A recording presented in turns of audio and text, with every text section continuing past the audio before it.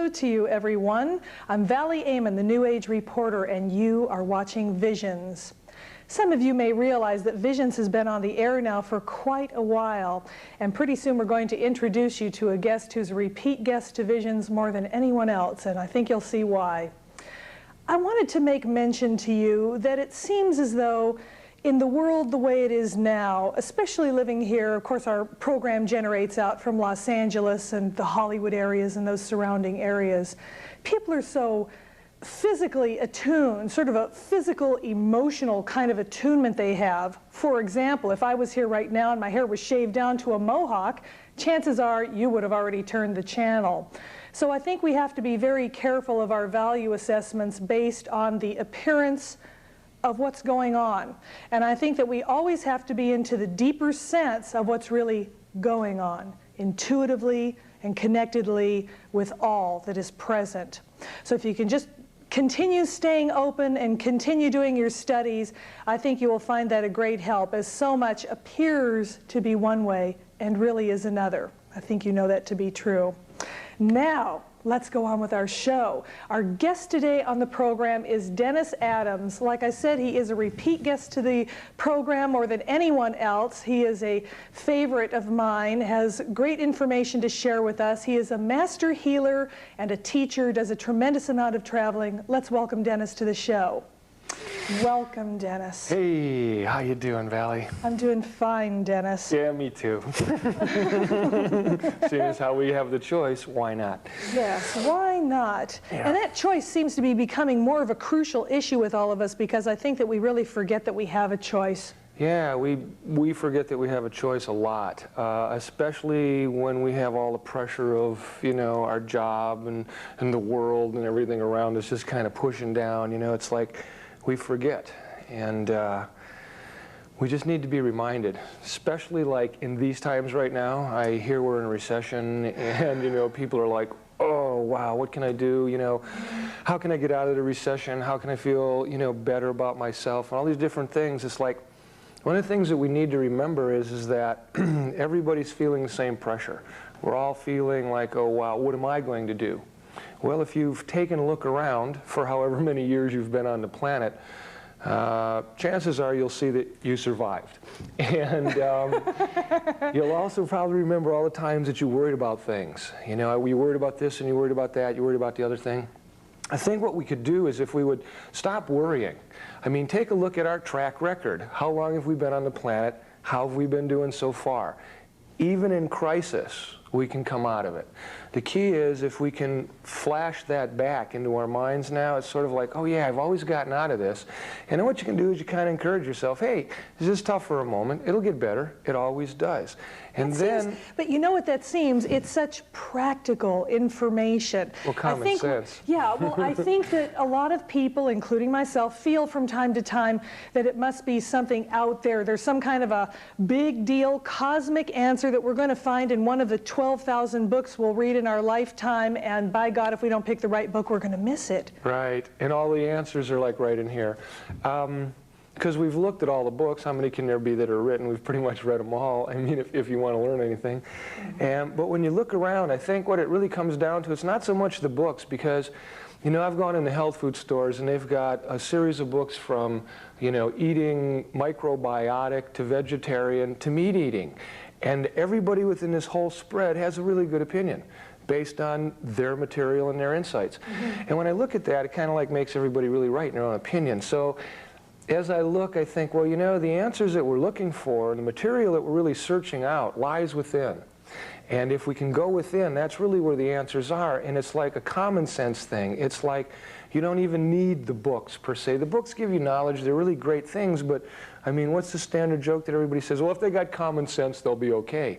And, like, that's really important. It's like we're looking for some secret teaching when the answer is like, right there, 2 inches from your nose. Haven't we been made, in a sense, to feel, through religious dogma and politics and all different kind of things, that the answer is out there? And so the bad press seems to be that if the answer's in here, you're some kind of bad person. How can that possibly be? Yeah. We got the opinion of looking outside of ourselves from the moment we were born. The moment that you're born, you're looking outside. You're looking to your parents for some insight. You're looking to your parents to learn how to walk, to crawl, to talk, how to act, to use facial expressions. So when we're growing up, our whole insight is looking outside of ourselves, okay? We're looking outside because at the moment we're born, we don't have a lot happening per se. We're helpless. We grow looking to study everything outside. Then slowly we start to become aware that we're like real people. We have opinions. We can affect different things different ways, and we see how we affect people in different ways. And all of a sudden it's sort of like, well, gee, you know, who am I? And this is when we start our search for looking within. However, when it comes to the important issues, we still look outside because it's sort of like a mom and a dad thing. You're looking out for that guidance. When eventually we have to look at ourselves and say, hey, you know what? The guidance is in me. I now need to start looking within to see what I have within. It's almost like a two-point education. When we're younger, we're looking without to find out how to do all the things that everybody else is doing. And then once we have it all down, then it's time to like look inside. Who am I? Because I see I'm different than that person over there, and how can I learn that? How can I reflect that? And then we, you know, sometimes we just use all the people out there, like the recession. Everybody's not in panic, but you're pressed. And so you're like, you're worried, you're, okay, well, if everybody out there is doing that, and if we follow that, then we get caught up in that same thing of, oh no, woe is me, I hope I can make it. When in your own reality, how many times have you made it before? Continuously. So instead of buying into the country going, oh, whoa, poor me, job rate, you should look at yourself and go, hey, I see that for outside of myself, but I as a personality, I've seen it, I've come through this before, I'm going to do all right. I'm going to stay positive on this. Things will work for me. Okay, and then we have our people. This is very commonsensical, what you're talking about, and everyone will be able to understand what you're saying. Then we have people deeply involved in studies of metaphysics, and they're going, well, gee, it's not just what I see around me, it's what I feel.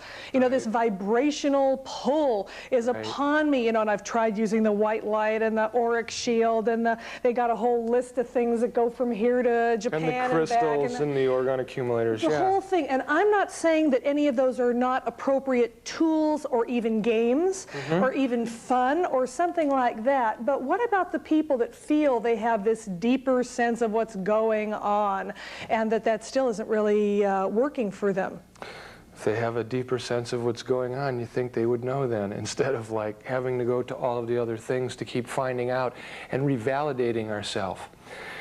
As we begin to use the tools to educate ourselves, you know, like crystals and you know, all the things they have today, like God, it's limitless. And I was like going to list them all, and I thought, wait a minute. That's why I was saying the lists are amazing. Eventually, what we've discovered is these tools really help us. They give us insights. They help us understand other things. But the bottom line is, like most people have found, they only work sort of.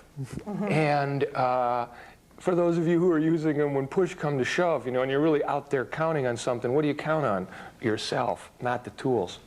I think that the thing that we're all looking for, obviously, is who is the being that can teach us? And the being that can teach us is basically you. You can learn how to teach yourself basically by allowing yourself to be. We use tools to find out that there's more than what we had anticipated. But eventually you drop the tools, and you have to find the ultimate game. And the ultimate game is God or Yahweh or Buddha or Jehovah or whoever you think it is. Like, pick who you think is pulling all the strings and having things evolve. You have to get your communication up with this being or this sense of knowingness. It goes beyond the feeling that you get sometimes with crystals and pyramids and all these other things. It goes past the intuition sometimes that we think we get when we hear other worlds talking to us. I think that everything that we're doing is valid. I think that regardless what we think or what we believe is valid for us, and it helps us. I also believe that after a while we start to observe how we've used these tools to facilitate our growth, but now we're down to the bottom line. How does it all really work? Yes. going inside and finding that thing that they call God. I'll just use that for lack of a better term because it's my favorite. Going inside and finding God, or what that represents to us. Now, after enough years, we figured out it ain't what we learned in school. It ain't college. We find out that it isn't what we've learned out there. We find that somehow, because of the tools we've used, there is a deeper meaning. Yes. Not for the intellect, not even for the feeling, but for the overall knowing of the being.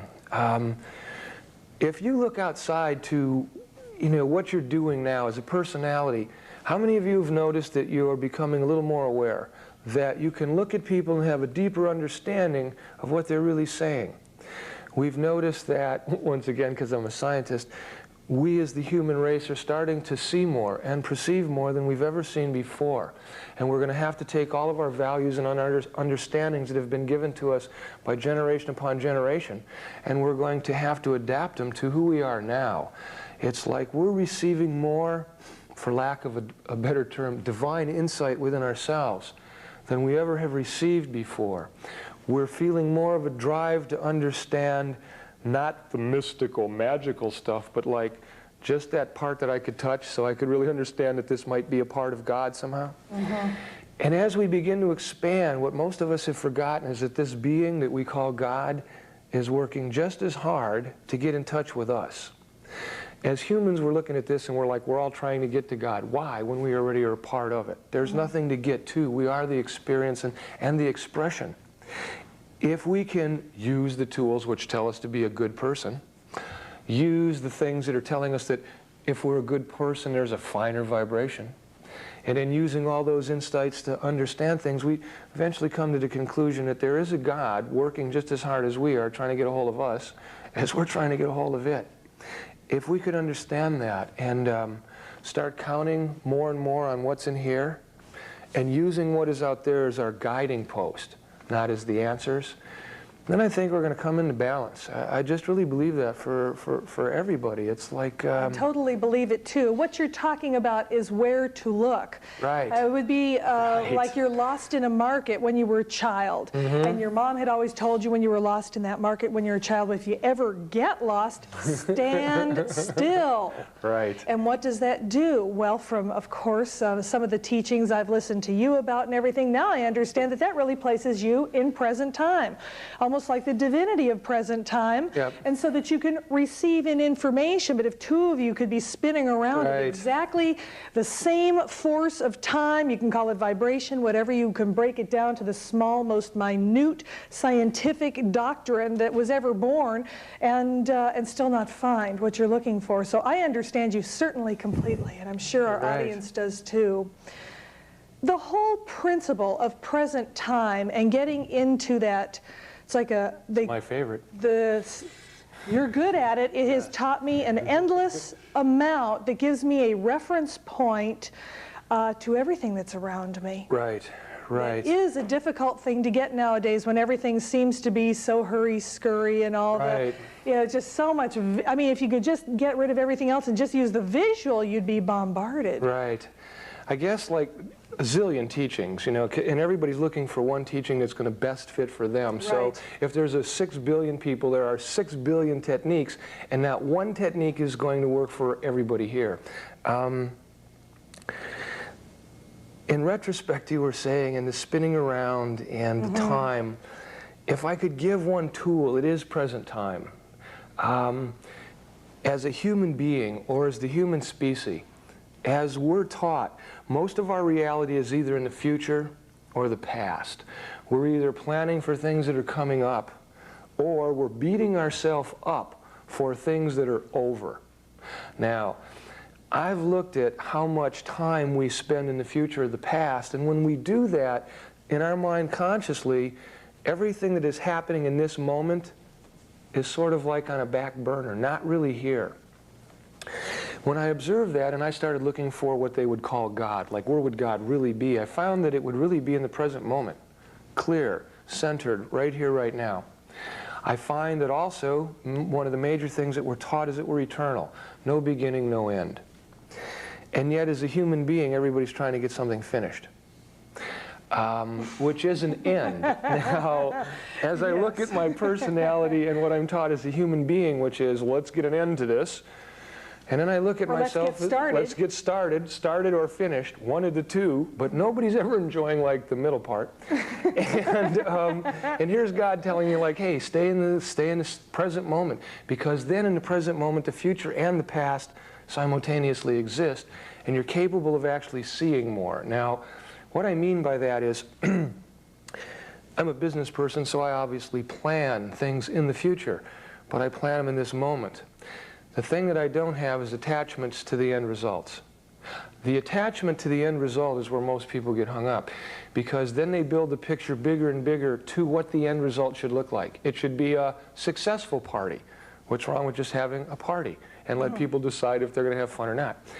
And then what happens if it's going to be a successful party and one thing goes off, and we all know something always goes off in every party. It's mandatory, isn't it? Right, it's a mandatory thing, you know. Then we're upset, like our picture wasn't fulfilled. For me, in the present moment, I set what I need into progress, and I know that the universe or God will take care of it. And if I stay in present moment, if something comes up to deter that, and the moment it comes up, I'm there, handled, ready to deal with it. I just, for one moment to break in, and I'm sorry, I just want to encourage our viewing audience to listen to this, because it's very vital information. The more you can stay with the moment, the more expansive you become. And we are in conversation with Dennis Adams. Go ahead. All right. Let's take people who spend their time in the past. First of all, we know there's nothing you can do about it. It's already a done deal. And yet people who think they could have given a better answer. Did you ever notice that? Like somebody asks you something, you give them your best answer in the moment, and then like 3 minutes later you go, why didn't I say this? If I would have just said this, they would have understood that. Everyone's experienced it. Right, and so everybody experiences that. And then what a lot of people do is they blame themselves for not giving as good an answer. And they go, you know, I could have given a better answer. Instead of coming back in the present time and continuing, they start laboring what they could have done in the past. And the truth is, it's over. So worry and blame and judgment and all of those things take you to any other time than now. Than present, yeah, because it's something that presents a picture that isn't real in this moment. Now, a lot of people say, well, I don't know, you know, emotions are pretty present, and how does all of this work? What's this present time thing? What is it really about? Present time, there is more awareness. Bottom line, there is more awareness. In the present moment, you are actually capable of seeing things that have got you within this very split-second position. And the amazing thing is you can also see what direction it's going to. If you're busy in the future, the past, you're not really seeing what's happening in the present moment, and so you really don't have your finger on the pulse. You have your finger on blame or guilt, which, you know, comes from the past because you should have done something else. Or you're anticipating something in the future on the hopes and premises that it may even come. And in the meantime, you're missing all the fun stuff. It's like stop and smell the roses. You know, you're so busy out here or back there, you're not really seeing this. When you take the time to just center yourself, I mean, what do all of the basic metaphysics teach us? Center ourselves, bring ourselves into the present moment, concentrate on this right here, right now. And they tell us that's a spiritual directive. We need to take that spiritual directive and apply it in every minute of the day. Instead of just doing it when we're doing our special thing for God. I mean, 24 hours a day you're doing something special for God. I mean, the most special thing you're doing is like you're being alive. Being alive, yes. I mean, sometimes we totally forget this. Whatever this being is, or whatever it's about, it has the capacity to make you out of nothing and keep you alive. Now, some of us, when we forget, you know, like we wonder if anybody really loves us, look in a mirror. If you can see that your eyes are open and you're breathing, God loves you. Like the most important thing from what we can tell in the universe. It loves you by the very fact that, like, you're alive. So anytime you start wondering if I'm in present moment, I'm not in present moment, I'm doing the right thing, and we get bothered by the planet, stop for a second and go, hey, yeah, I'm alive, God loves me, check it out. And regardless what the planet is giving you, it ain't nowhere near as important as being part of the whole and being recognized by the whole because you are alive. I learned something very interesting, which is just another example of what you're talking about. It has to do with relationships, and everybody's on this big relationship bandwagon now because everybody wants one or thinks they do or whatever that is. And somebody at one of your workshops that I was at was talking about problems they were having in their relationship or whatever it was, and it turned out that everything that people argue about in relationships that take them out of harmony is either past or future. The only reason that a male and a female, or a male and a male, or a female and a female argue is because one of them goes and says, what about this time? And it slips out of present time and you bring something up from the past. Either you don't feel complete with it, or it's that antagonizing thing that will send your mate or your friend off the deep end for whatever reason. And I must admit that since that time, I have caught myself at a couple different times some doozies, too. That would have been some real eruptions, and noticing, you know, there's no way this can ever be solved because it's not now anyway. What am I doing? The greatest thing that I could tell couples in terms of relationships is when an argument starts, if one of you can stay in present moment, that means don't draw your sword and try to defend yourself with, oh yeah, well what about the time you did it? That's what arguments start over. Somebody will say, well what about dun dun dun dun dun dun dun, and all of a sudden because you're not clear you go, oh yeah, well what about dun dun dun dun dun dun, and then the next thing you know, it's for no reason at all, because usually when you look at the material that you're arguing about, it was stupid anyhow. When you take a good look at it, all it was an argument about the past or about the future, and it had really nothing to do with the present moment whatsoever. Where you're totally in love, or having a great relationship with that exact person in that exact moment. Just, I think you're drawing swords is very cute. Yeah, that's the best way I could put it. If one of you in the argument just stands there, stays in the present time, pretends they're God, stays in this moment and goes, okay, I understand that, and takes it and just hears what it's about and knows that whatever, I've discovered arguments can't continue. All of a sudden, like, see, in order to get an argument to work, you got to have the same amount of energy back. Otherwise, it just kind of fizzles and falls apart, and you like go and have, I don't know, like fun. So I've noticed that, yeah, arguments fizzle if one person stays in present time. And I noticed that the other person kind of goes like, wow, that was far out, because for those of you who are cosmic, your partner has just stopped you from piling up a whole bunch of negative karma. Another interesting fact, people call into visions, and sometimes they have something that they consider to be a severe problem, and they would like for me to refer them to a psychic, a tarot card, you know, one of the 10 possibilities of outside services available, astrologers and all of that. Frankly, I prefer not to, because I know that every single question that they've ever mentioned to me, or I'll get them to talk to me a little bit about it, they have the answer they have the answer themselves. Within themselves. But again, in going back to your wonderful explanations of present time, I can see that they are out of that, and it's a very nice gift. For people that can understand this, it's a nice gift to give someone else to help them get back to that. In present time, I don't have to ask anybody my future or my past, and I don't have any questions, because in present time, you know what's going on. So there's no like, well, gee, I'd like to know something there, I'd like to know something there. In the present time, believe it or not, because that's where the essence hangs out, there's a cleaner contact with the universal mind. And for some reason, if you can trust yourself, which brings you into the present moment to be more that you can be, then the answers are really there.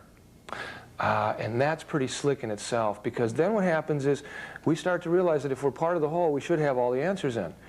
I mean, this being told us we're made to its image and likeness. Well, then if we're made to its image and likeness, if it has the answers, so should we. And the only thing we have to do to understand that is to understand goodness, and by goodness you'll end up getting closer to present moment, and in present moment all of a sudden everything you're looking for in the books you got in here. The beauty of that system is I've watched people through my whole lifetime. We looked at the books and we looked at the teachers and we asked them for the answers to the question. I also observe that after they give us the question, if we honor the person, we'll still work it out to try and understand if that was really the correct answer. But only when we solve it ourselves will we believe it. And then only after we solve it do we believe in ourselves more. It just looks like we're believing in them out there. We've actually proved it to ourselves. It's a better piece of material. We know then that we can count on that a little later on. And so the other part of that is that in a sense we have to practice, since we've been so far away from it, and that it is okay to feel like you're practicing, even if it's in its initial phases, isn't it? Practicing all the time, but wow, is it fun? See, because I'm having a good time. You know why? Because there is no end result. I know I'm eternal, therefore I don't really work for a finish. I work for the enjoyment of this moment exclusively. And each moment after this and after that, I work for that moment exclusively. Yeah, some things come to an end, some things come to a start, but that's just on the physical plane. That's not my overall attitude. My overall attitude is I'm enjoying every moment. I don't look for a moment 2 days from now where I'll peek out and go, yes, this is what I waited for. I take this, yes, this is what I waited for, every split second of the day. And I can enjoy myself more. There's just so much more to see. There's so much to understand. And if with a little common sense, you can just hang back and enjoy it all. Relationships, I'm going to hit one more time on that. Relationships, okay. It's one of the things that does keep us in present time. I told you how to use the present time to do it, and now here's one more piece in relationships, if you could just understand this. In relationships, we get arguments. Say you kind of slip out of present time. So let's say we're both in the argument. Easy to do. I'd like to point out that in any argument, both people are right. That's why they're in the argument. Now, just based on that piece of material alone, if you look at an argument, you would go, well, this is a redundant piece of material then with actually no function or purpose. Because obviously both people are right, that's why they're in the argument. So to try and convince the other person that they're wrong, is it really going to happen? Not really. But if a person can stay in present time during the disagreement, one stays in present time, the other will eventually realize that what they're speaking of is a redundancy. And as they do it and they see the other person is holding center, they may realize they don't have to bring this up again. And both people win again. And becoming a better grand observer, instead of always feeling that you have to be that focal point, energy center, bringing things to that crowning blow or whatever that is. And why wait for it when you can enjoy every second to get there? Good information, Dennis. I'm so grateful to you for coming from Mount Shasta to be on the show again. Well, this is such a joy. You know, it's like I appreciate what you do. You share with all these people. They get to hear all these different points of view and once again all these new insights. And let's face it, they're looking for the answer. The answer's in you, though. Keep listening to us for signposts, but listen to yourself, because we're just here to really show you that you're the answer, that you're the power that you seek, that you're the essence that you want. Thanks again, Dennis. To our viewers, you've been watching Visions. We'll be doing my annual Whole Life Expo stint, and you'll see Dennis there doing our speeches, and we look forward to seeing you again when you watch Visions next week. I'm Valli Aman, the New Age Reporter. We'll see you real soon.